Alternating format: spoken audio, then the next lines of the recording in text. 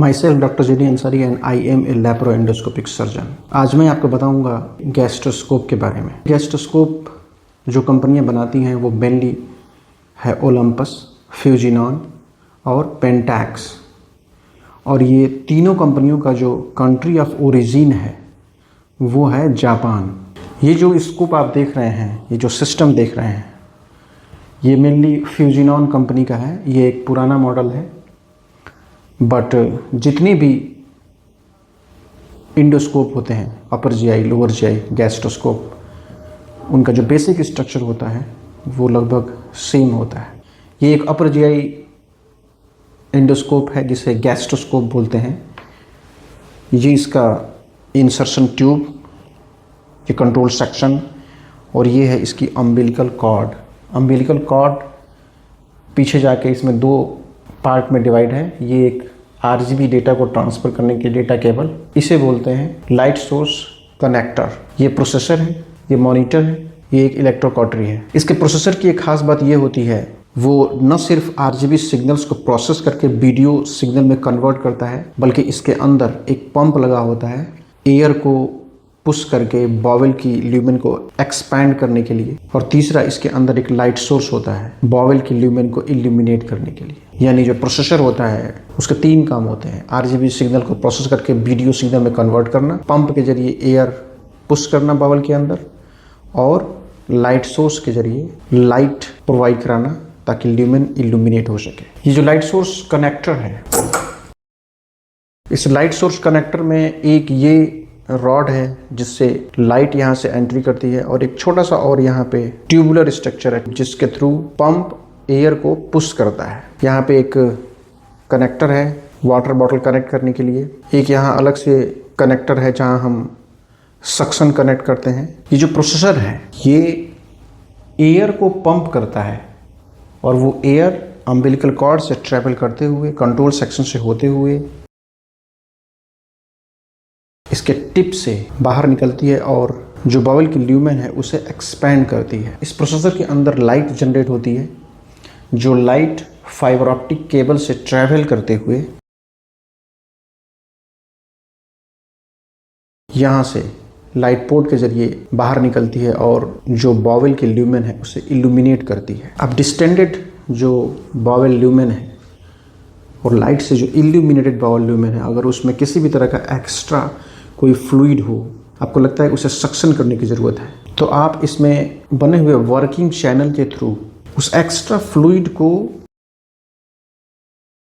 Suction कर सकते हैं सक्शन मशीन के जरिए। यानी यहाँ से एयर पंप होती है जो बॉवेल के ल्यूमेन को एक्सपैंड करती है, लाइट सोर्स से यहाँ लाइट ट्रेवल करती है फाइबर ऑप्टिक केबल के ज़रिए जो बॉवेल की ल्यूमेन को इल्यूमिनेट करती है, और एक्स्ट्रा जो भी फ्लूइड होता है उसे आप वर्किंग चैनल के थ्रू सक्शन कर सकते हैं with the help of suction machine, जो कि यहाँ उसका पाइप अटैच होता है। इसके टिप पे एक ऑब्जेक्टिव लेंस होता है, और इस ऑब्जेक्टिव लेंस का जो फील्ड ऑफ विजन होता है 120 या 140 डिग्री होता है, और इस ऑब्जेक्टिव लेंस के पीछे एक इमेज सेंसर या तो सीसीडी या सीमॉस लगा होता है जो उस इमेज की लाइट एनर्जी को आरजीबी सिग्नल में कन्वर्ट करता है। फिर वो आरजीबी सिग्नल यहाँ से ट्रैवल करता हुआ इस डेटा केबल के थ्रू इस प्रोसेसर में जाता है। फिर ये प्रोसेसर उस आरजीबी सिग्नल को प्रोसेस करके वीडियो आउटपुट में कन्वर्ट करता है, फिर हमें इमेज स्क्रीन पे मिलती है।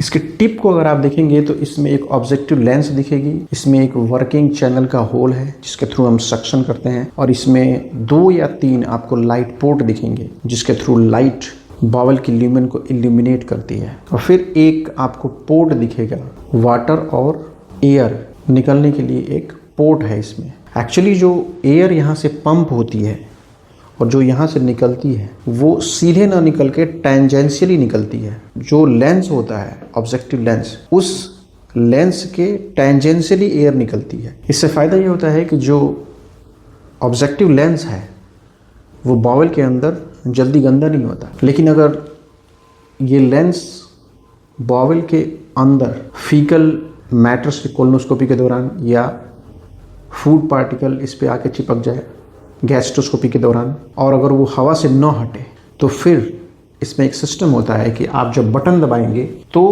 ये जो वाटर है उस एयर जो चैनल के साथ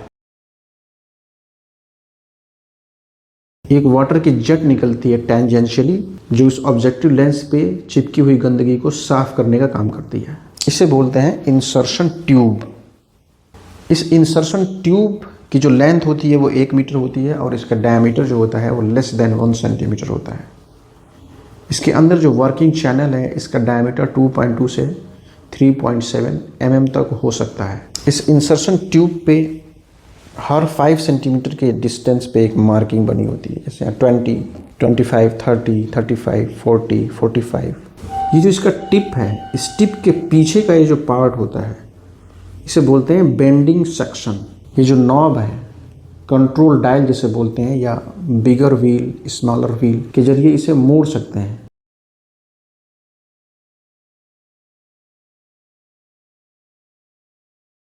इसके लिए ये जो डायल है यहाँ से इस बेंडिंग सेक्शन तक वायर होते हैं जो इस मूवमेंट के लिए रेस्पॉन्सिबल होते हैं। अगर कभी ये वायर टूट जाए तो ये मूवमेंट नहीं हो पाएगा।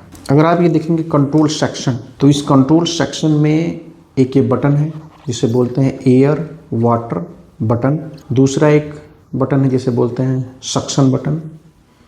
एक इसके ऊपर एक होल है जहाँ से हम इंस्ट्रूमेंट फोर्सेप इंट्रोड्यूस करते हैं बायोप्सी लेने के लिए या फिर स्टेंट निकालने के लिए। इसके पास एक फ्रीज बटन है, अगर आप इसे दबाएंगे तो इमेज रुक जाती है और उसका फ़ोटो आप ले सकते हैं। जो लेटेस्ट स्कोप है उस पर यहाँ पे एक और बटन होता है क्रोमो इंडोस्कोपी के लिए। क्रोमो इंडोस्कोपी का इस्तेमाल हम करते हैं बेनाइन और मैलिग्नेंट लीजन में डिफ्रेंशिएशन के लिए। यहाँ पे आप देख रहे हो ये कंट्रोल डायल है, इसे बोलते हैं बिगर व्हील। इसे अप एंड डाउन व्हील भी बोलते हैं, इसे स्मॉलर व्हील या राइट एंड लेफ्ट व्हील बोलते हैं। इस बिगर व्हील को लॉक करने के लिए एक यहाँ लॉकिंग मैकेनिज्म है, आप इसे कर देंगे तो ये व्हील ईजिली मूव नहीं करेगा। और ये स्मॉलर व्हील को लॉक करने के लिए ये यहाँ पे एक लॉकिंग मैकेनिज्म है, अगर आप इसे लॉक कर देंगे तो ये ईजिली मूव नहीं करेगा। बिगर व्हील को क्या बोलते हैं? Up and down. अगर आप इसे मूव करेंगे, this is the down movement and this is the up movement. आप देख रहे हैं अप मूवमेंट जो हो रही है, अप मूवमेंट मेनली 90 डिग्री हो रही है, इससे ज़्यादा इसमें नहीं हो रहा है, 90 डिग्री। और जो डाउन मूवमेंट है वो 180 degree. This is the 180 degree, this is the neutral and this is the 180 down movement. This is the neutral and this is the 90 up movement. The bigger wheel is responsible for up and down movement. Smaller wheel is responsible for left and right movement. जो left movement है 90 degree के करीब हो रही है और जो right movement है ये भी लगभग 90 डिग्री। तो जो ये स्मॉलर और बिगर व्हील होते हैं इसकी मदद से हम स्कोप को इंट्रोड्यूस करते हैं कंट्रोल करते हुए इसोफेगस के अंदर, स्टमक के अंदर, ड्यूडेनम के अंदर, और लीजन को फोकस करते हैं इसकी मदद से। लीजन को फोकस करने के बाद आप बिगर व्हील और स्मॉलर व्हील को फिक्स कर देते हैं तो फिर स्कोप मूव नहीं करता है और जो सेंटर ऑफ फोकस है वो मिस नहीं होता है। लेटेस्ट जो इंडोस्कोप हैं उनमें एक स्टिफनेस कंट्रोल भी यहाँ आता है जो इस पूरे इंसर्शन ट्यूब को स्टिफ कर देता है, जिससे फोकस पॉइंट जो होता है वो काफ़ी हद तक फिक्स हो जाता है। ये जो एयर और वाटर बटन है, मैंने आपको बताया कि प्रोसेसर से एयर पंप होती है और वो बॉवेल को डिस्टेंड करती है, इसोफेगस को, स्टमक को, लार्ज बॉवेल को। लेकिन यहाँ पे जो लोअर जो बटन है ब्लू कलर का जिसमें सर्किल बना हुआ है, इसमें एक होल है। ये जो एयर यहाँ से पंप होती है वो इस होल के जरिए यहाँ से बाहर निकलती रहती है।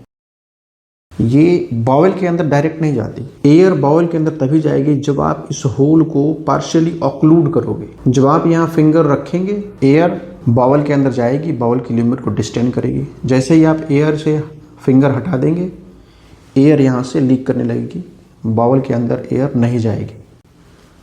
और अगर सपोज करिए कि लेंस कभी गंदा हो गया, तो जब इस बटन को आप पूरा दबाएंगे फुल, जो वाटर की बॉटल है, इस वाटर की बॉटल से वाटर को पंप किया जाता है, जो यहाँ से होके टेंजेंशियली निकलती है और जो ऑब्जेक्टिव लेंस पे गंदगी चिपकी होती है उसे हटा देती है। दूसरा मैंने आपको बताया था कि इसमें एक वर्किंग चैनल होता है।